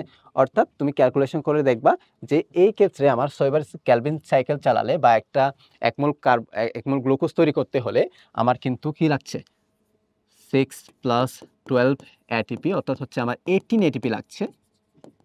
আর পাশাপাশি আমার কি লাগছে, আমার লাগছে হচ্ছে কি, আমার হচ্ছে এই যে 12 NADH2। এগুলো কিন্তু আমরা কোথায় তৈরি করেছিলাম, লাইট ডিপেন্ডেন্ট ফেজে। ক্লিয়ার কিনা, আশা করি ক্লিয়ার। এবারে হচ্ছে হ্যাশ এবং স্ল্যাক চক্র। এখন কথা হচ্ছে, এত সুন্দর একটা ক্যালভিন চক্র থাকতে আমাদের এই হ্যাশ এবং স্ল্যাক চক্র কেন? কারণ হচ্ছে রুবিস্কো। রুবিস্কো হচ্ছে খুব আলসেমি একটা মানুষ, আলসেমি একটা এনজাইম। এ কার্বন ডাইঅক্সাইড এবং অক্সিজেন যে কোনোটাকে কি করতে পারে, ক্যাচ করতে পারে। তার কোনো স্পেসিফিসিটি নাই। সে কি কার্বন ডাইঅক্সাইডকে গ্রহণ করবে নাকি অক্সিজেনকে বাইন্ড করাবে, তার কোনো স্পেসিফিসিটি নাই। সেই কারণে যেই সব জায়গায় তোমার হচ্ছে গরম, তোমার যেসব জায়গা অনেক বেশি গরম হয় বা তোমার হচ্ছে ট্রপিক্যাল যেসব এরিয়া রয়েছে, সেসব উদ্ভিদগুলা সেই জায়গায় তোমার হচ্ছে ট্রপিক্যাল জায়গাগুলোতে তোমার কি থাকে, কার্বন ডাইঅক্সাইড স্বাভাবিকভাবে কম থাকে, কার্বন ডাইঅক্সাইড স্বাভাবিকভাবে কম থাকে। আর যদি কার্বন ডাইঅক্সাইড কম থাকে, তাহলে রুবিস্কো কিন্তু অক্সিজেনকে গ্রহণ করে প্রোটো রেসপিরেশন করে ফেলবে। সেই জন্য এখানে একটা স্ট্রাকচার ডেভেলপ হয়, সেটাকে আমরা বলি ক্যানজ অ্যানাটমি। অর্থাৎ এখানে বান্ডার শিটের চারপাশে তোমার ম্যাসিভেল সেলগুলো কি হয়, সজ্জিত হয়ে যায়। এবং এই ম্যাসিভেল টিস্যুতে তোমার হচ্ছে একটা কার্বক্সিলেশন করার জন্য একটা এনজাইম থাকে, যেটাকে বলা হয় পেপ কার্বক্সিলেজ। PEP carboxylase. পেপ কার্বক্সিলেজের শুধুমাত্র একটা বৈশিষ্ট্য, শুধুমাত্র একটাই কাজ, সেটা কি করবে, কার্বক্সিলেশন করবে, অর্থাৎ কার্বন ডাইঅক্সাইডকে বাইন্ড করাবে। এটা কোনোভাবে অক্সিজেনকে কি করে না, বাইন্ড করে না, বা অক্সিজেনকে সে চিনেই না। যদি সেই অক্সিজেনকে না চিনে, যতই কম অক্সিজেন আমার পরিবেশের মধ্যে থাকুক না কেন, যতই কম কার্বন ডাইঅক্সাইড আমার পরিবেশের মধ্যে থাকুক না কেন, ওই কম কার্বন ডাইঅক্সাইডকে সে কি করবে, গ্রহণ করার অ্যাবিলিটি সে রাখে, কারণ সে একমাত্র শুধু কার্বন ডাইঅক্সাইডের সাথেই বাইন্ড করাতে পারে। সে কিন্তু রুবিস্কো না। তাহলে রুবিস্কোকে কোথায় পাঠায় দিবে, রুবিস্কোকে পাঠাই দিবে হচ্ছে এই বান্ডেল শিটের মধ্যে। রুবিস্কোকে এই ভিতরের মধ্যে বন্দি করে রাখবে। কারণ কি, সে যদি এখানে চলে আসে, সে কিন্তু এখানে অক্সিজেনগুলো গ্রহণ করা শুরু করবে। কারণ কি, সি4 উদ্ভিদগুলো যেখানে থাকে, সেখানে তোমার স্বাভাবিকভাবে কার্বন ডাইঅক্সাইডের চেয়ে অক্সিজেনটা একটু বেশি থাকে, বা কার্বন ডাইঅক্সাইডটা বেশিরভাগ সময় হচ্ছে তোমার কম থাকার একটা পসিবিলিটি থাকে, যেহেতু ওখানে তাপমাত্রা বেশি হলে তোমার পত্ররন্ধ্রগুলো ক্লোজ হয়ে যায়, ফলে কার্বন ডাইঅক্সাইড ঢোকার পসিবিলিটি কমে যায়। এটা আর কি। দেখো, তাহলে কার্বন ডাইঅক্সাইড আসার পর সেটা তোমার হচ্ছে ডিরেক্ট কিন্তু যুক্ত হবে না, সেটা বাইকার্বনেটে পরিণত হবে।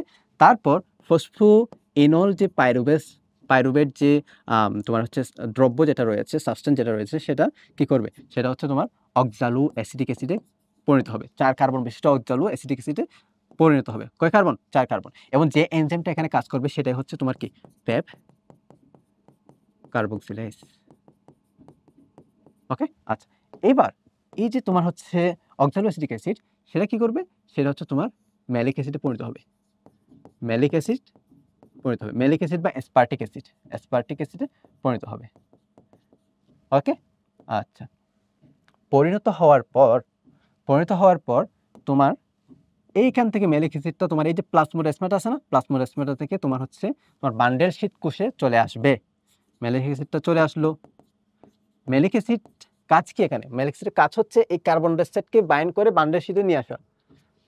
ডিরেক্ট অক্সালো অ্যাসিটিক অ্যাসিডও আসতে পারতো, কারণ হচ্ছে অক্সালো অ্যাসিডের মধ্যে তোমার চার্জটা একটু বেশি, এটা একটু পোলার বেশি। পোলার হলে তোমার কোষ ঝিল্লিগুলো পার হতে একটু সমস্যা হয়। সেজন্য ম্যালিক অ্যাসিড যেটা একটু পোলারিটি কম, এটা একটু ডিরেক্টলি বা ইজিলি হচ্ছে তোমার কোষ ঝিল্লিটা পার হইতে পারে, বা তোমার প্লাজমোডেসমাটা পার হইতে পারে। এবং হচ্ছে সে এসে তোমার বান্ডেল শিটে চলে আসবে।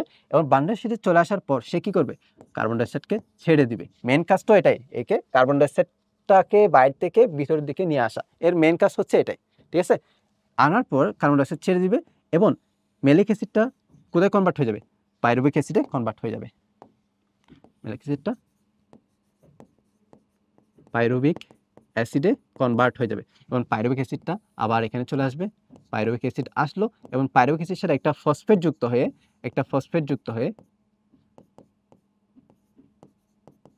তোমার ফসফোইনল পাইরুভেট তৈরি করবে, যেটা আবার হচ্ছে সেম জিনিসটা আবার চালাতে থাকবে। ঠিক আছে, এবং হচ্ছে এই যে কার্বন ডাইঅক্সাইড যেটা আসলো সেটা কি করবে, সেটা হচ্ছে তোমার হচ্ছে এই যে তোমার ক্যালভিন চক্র যেটা রয়েছে সেই ক্যালভিন চক্রে সে প্রবেশ করবে, C3 সাইকেলে সে প্রবেশ করবে এবং এখান থেকে তোমার হচ্ছে গ্লুকোজ তৈরি করবে। দেখো এখানে জাস্ট হচ্ছে রুবিস্কু যাতে করে হচ্ছে অক্সিজেনের সাথে বাইন্ড করতে না পারে সেজন্য রুবিস্কুকে একদম ভিতরে ঢুকাই দেয়। এখানে শুধু তোমার হচ্ছে একটাই গ্যাস থাকবে বা একটাই গ্যাস থাকবে, সেটা হচ্ছে কি কার্বন ডাইঅক্সাইড। এই জায়গায় অক্সিজেনের আসার কোনো সম্ভাবনাই নাই, কারণ পেপ কার্বক্সিলেজ শুধুমাত্র কার্বন ডাইঅক্সাইডকে কি করতে পারে, বাইন্ড করে দিতে পারে। ঠিক আছে, এখান থেকে কার্বন ডাইঅক্সাইডগুলো বাইন্ড করায় সে ম্যালেটের মাধ্যমে ভিতরে নিয়ে আসে এবং ভিতরে এসে রুবিস্কুকে দিয়ে দেয়। রুবিস্কু কি করে, কার্বন ডাইঅক্সাইডকে বাইন্ড করায়, তার রাইবোজ বিস্ফোরণের সাথে বাইন্ড করে, তারপর হচ্ছে গ্লুকোজ তৈরি হয়। এটা হচ্ছে তোমার হ্যাশ এবং স্ল্যাক চক্র। ঠিক আছে, তাহলে আমাদের এখানে এই জিনিসটা মাথায় রাখতে হবে, C3 সাইকেলের ক্ষেত্রে তোমার রুবিস্কু থাকে মেসোফিল সেলে এবং C4 সাইকেলের ক্ষেত্রে তোমার রুবিস্কু থাকবে বান্ডারশিট সেলে। ঠিক আছে, এই জিনিসগুলো আমার মাথায় রাখতে হবে। এবং এই যে হ্যাশ এবং স্ল্যাক চক্র, এটাকে ডাইকার্বক্সিলিক সাইকেলও বলা হয়। কেন? কারণ হচ্ছে দেখো এখানে কার্বক্সিলেশন এখানে একবার হচ্ছে, এখানে একবার হচ্ছে, দুইবার কার্বক্সিলেশন যেহেতু হচ্ছে সেটাকে বলা হয় ডাইকার্বক্সিলিক সাইকেল। ঠিক আছে, এটা একটু মাথায় রাখবা। এই তো অনেক কিছু চলে আসলো। তারপর দেখবা হচ্ছে এখানে গ্রহিতাকে, কার্বন ডাইঅক্সাইড গ্রহিতা হচ্ছে তোমার ফসফিনল পাইরুভেট, তারপর হচ্ছে প্রথম যে উৎপন্ন দ্রব্য সেটা হচ্ছে কি অক্সালোঅ্যাসিটিক অ্যাসিড। এগুলো কোয়েশ্চন আসে। ঠিক আছে, এগুলো কোয়েশ্চন আসে, এগুলো দেখবা। এই তো আমাদের মোটামুটি হয়ে গেল। তাহলে হচ্ছে যেসব জায়গা অনেক বেশি উষ্ণ তাপমাত্রা থাকে, তোমার ট্রপিক্যাল যেসব এরিয়াগুলো রয়েছে সেখানে তোমার হচ্ছে অনেক বেশি টেম্পারেচার হওয়ার কারণে তোমার পত্ররন্ধ্রটা মানে খুলতে পারে না বা কম খোলা থাকে। সেই কারণে তোমার হচ্ছে গ্যাসগুলা, কার্বন ডাইঅক্সাইডটা তোমার ভিতরে কম ঢোকে। এই যে ভিতরে কম কার্বন ডাইঅক্সাইড হচ্ছে সেইখান থেকে যাতে করে পর্যাপ্ত পরিমাণে গ্লুকোজ তৈরি হয়, সেই কারণে হচ্ছে তোমার এই যে তোমার C4 সাইকেলটা অ্যাডাপ্ট করেছে উদ্ভিদের মধ্যে, ইভলভ করেছে বা আল্লাহ সেভাবে তৈরি করে দিয়েছে। এবার আসে হচ্ছে এদের মধ্যে পার্থক্য আমরা অলরেডি জানি, যেহেতু আমরা বিষয়গুলো বুঝেছি। কোন কোষে ঘটে? শুধুমাত্র ম্যাসোফিল কোষে ক্যালভিন চক্রটা, আর এক্ষেত্রে ম্যাসোফিল এবং বান্ডলশীল।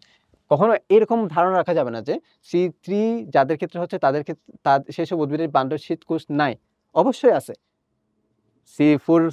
C4 প্লান্ট বলি, C3 প্লান্ট বলি, সব প্লান্টে কিন্তু তোমার কি থাকবে, বান্ডেল শীট কোষ এবং হচ্ছে তোমার ম্যাসোফিল কোষ থাকবে। কিন্তু তোমার সালোক সংশ্লেষণটা তোমার ক্যালভিন চক্র যাদের ক্ষেত্রে হয় তাদের ক্ষেত্রে ম্যাসোফিল কোষে হয়, আর হ্যাশ চক্রের ক্ষেত্রে তো হ্যাশ এবং স্ল্যাক চক্রের ক্ষেত্রে তোমার ম্যাসোফিল এবং বান্ডেল শীট দুইটার ক্ষেত্রে হবে। ঠিক আছে, আচ্ছা তাহলে রুবিস্কু, আচ্ছা রুবিস্কু তো আমরা আসবো। এবার আসি ফটো রেসপিরেশন কোথায় ঘটে? এখানে। কারণ এখানে মেইন এনজাইমটা হচ্ছে তোমার কি রুবিস্কু যাকে তাকে সে কি করতে পারবে, যাকে তাকে না, কার্বন ডাইঅক্সাইড অক্সিজেন দুইটাকে কি করতে পারবে, বার্ন করতে পারবে, যেটা বেশি থাকবে তাকে। অক্সিজেনকে যদি বাইন্ড করে তাহলে সেটা কি হবে, ফটো রেসপিরেশন হবে। অর্থাৎ ক্যালভিন চক্রে ফটো রেসপিরেশন ঘটার সম্ভাবনা থাকে, কিন্তু এখানে কোনো সম্ভাবনা নাই, কারণ এখানে অক্সিজেন গ্রহণ করার মতো তোমার কেউ নাই। আর ভিতরে তো শুধুমাত্র কার্বন ডাইঅক্সাইড যাইতে পারবে, অক্সিজেন তো যেতে পারবে না। এটাই কার্বন ডাইঅক্সাইড গ্রহিতাকে, ওখানে হচ্ছে রাইবোজ বিসফসফেট আর এখানে হচ্ছে phosphoenol pyruvic acid. Carbon dioxide fixing এনজাইমকে, এখানে হচ্ছে রুবিস্কু আর এখানে হচ্ছে পেপ কার্বক্সিলেজ। তারপর হচ্ছে প্রথম স্থায়ী দ্রব্যকে, ওইখানে হচ্ছে 3-ফসফোগ্লিসারিক অ্যাসিড। এই যে 3-ফসফোগ্লিসারিক অ্যাসিড, এটা কিন্তু না। কারণ এটা কি, কারণ এটা হচ্ছে অস্থায়ী। এটা হচ্ছে কি অস্থায়ী, খুব বেশিক্ষণ থাকবে না, খুব দ্রুত ভেঙে দুটা 3-ফসফোগ্লিসারিক অ্যাসিড তৈরি করে ফেলবে। তারপর হচ্ছে কার্বন ডাইঅক্সাইড কার্বক্সিলেজের দক্ষতা এখানে হচ্ছে কম বা মধ্যম, এখানে অনেক বেশি।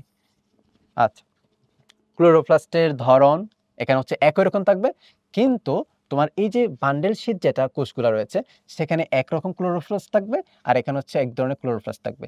এখানে যে ক্লোরোপ্লাস্টগুলো থাকবে সেগুলোতে গ্রানা থাকবে, এই যে গ্রানা অর্থাৎ থাইলোক্লোরাইডগুলো স্তরে স্তরে থাকবে, কিন্তু এখানে কোনো গ্রানা তৈরি হবে না, অর্থাৎ থাইলোক্লোরাইডগুলো আলাদা আলাদা থাকবে, আলাদা আলাদা থাকবে। ঠিক আছে, এটা একটু খেয়াল রাখবে। এখানে হচ্ছে গ্রানা যুক্ত ক্লোরোপ্লাস্ট, গ্রানা যুক্ত, আর এটা হচ্ছে গ্রানা বিহীন। তোমাদের বইয়ে এরকম লেখা আছে।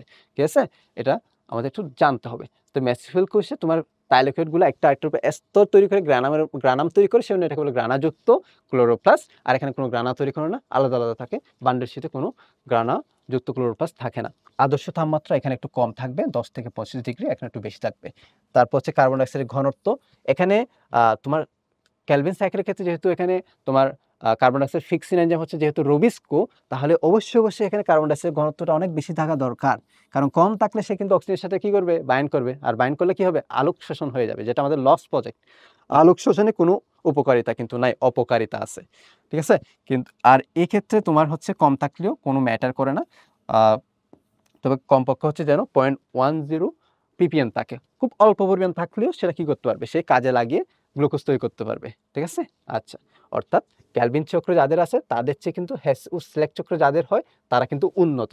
তারা আরেকটু অ্যাডাপ্টেড হয়, ইভলভড হয়। এবার আসি হচ্ছে আমাদের এই যে ক্যালভিন চক্র যেটা বললাম, সেটার হচ্ছে যদি একটা সারসংক্ষেপ যদি জানি, আলোক নির্ভর যে পর্যায় সেটা কোথায় ঘটেছিল? সেটা ঘটেছিল হচ্ছে আমাদের থাইলোকয়েডে। এবং এক্ষেত্রে কি অন্তর্ভুক্ত ছিল, অর্থাৎ কি আমাদের দরকার ছিল? আমাদের দরকার ছিল হচ্ছে আলোক শক্তি দরকার ছিল, তারপর ওয়াটার দরকার ছিল, তারপর কি উৎপাদন হয়েছে? আমাদের এটিপি তৈরি হয়েছে, NADPH2 তৈরি হয়েছে রাসায়নিক শক্তি হিসেবে, এবং অক্সিজেন তৈরি হয়েছিল ফটোলাইসিসের মাধ্যমে। মনে আছে কেন? অবশ্যই। তারপর আর কি এই যে আলোক নিরপেক্ষ যে পর্যায় সেটার স্থান কোথায়? সেটা হচ্ছে আমাদের স্ট্রোমাতে। ঠিক দেখছো তো? স্ট্রোমা, হ্যাঁ, স্ট্রোমায় ছিল। তারপর তোমার হচ্ছে অন্তর্বর্তী কি ছিল? মানে কি লাগতো? আমাদের লাগবে হচ্ছে কার্বন ডাইঅক্সাইড, তারপর হচ্ছে তোমার এই যে শক্তিগুলা, তারপর হচ্ছে তোমার কি উৎপাদন হয়েছিল? আমাদের গ্লুকোজ, তারপর হচ্ছে তোমার আর কি উৎপন্ন ছিল আলোক নিরপেক্ষ পর্যায়ে? মেইনলি হচ্ছে গ্লুকোজ, তারপর হচ্ছে রাইবোজ বিসফসফেট পুনরুৎপাদন হয়। এই যেগুলো তোমরা লিখবা আর কি। আচ্ছা, এবার চলো এই যে C3 উদ্ভিদ যেগুলো ছিল সেগুলো সালোক সংশ্লেষণের যে সারসংক্ষেপ সেটা যদি আমরা একটু জেনে নিই।